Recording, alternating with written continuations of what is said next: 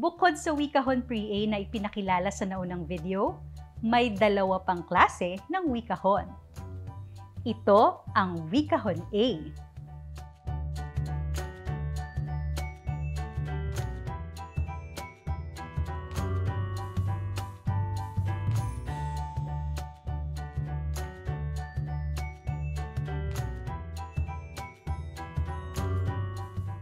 Ito ay koleksyon ng mga babasahin at mga gawain na inilabas noong 2012, ang pinakauna sa tatlo.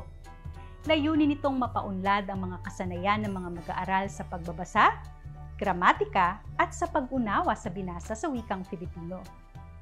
Binubuo ito ng mga seleksyong nakaayos sa 8 kategorya.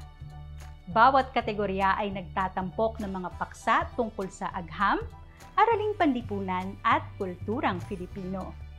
Nahahati sa 8 nibel ng mga bulaklak ang mga kategorya: gumamela, ilang-ilang, kamya, kapa-kapa, rosal, sampagita, santan, at waling-waling.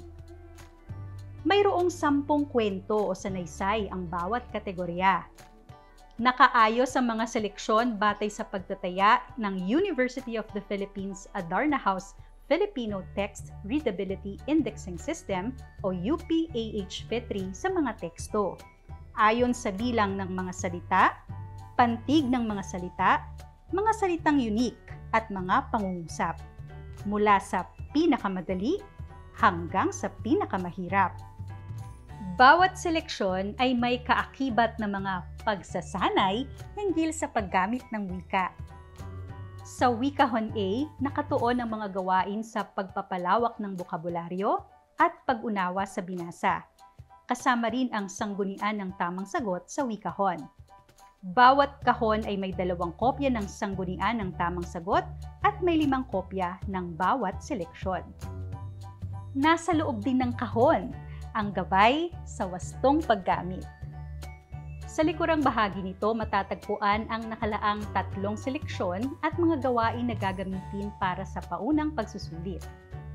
Ang makukuhang puntos mula dito ang siyang magtatakda ng kategoryang sisimulan ng bawat mag-aaral.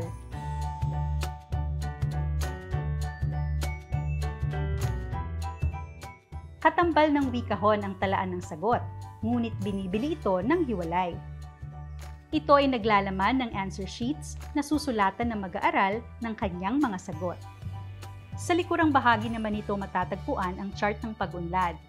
Dito itatala ng bawat mag-aaral ang kanyang mga puntos sa mga gawain sa bawat seleksyon, maging ang mga chart na magpapakita ng antas ng kanyang kahusayan sa bawat gawain ng seleksyong natapos.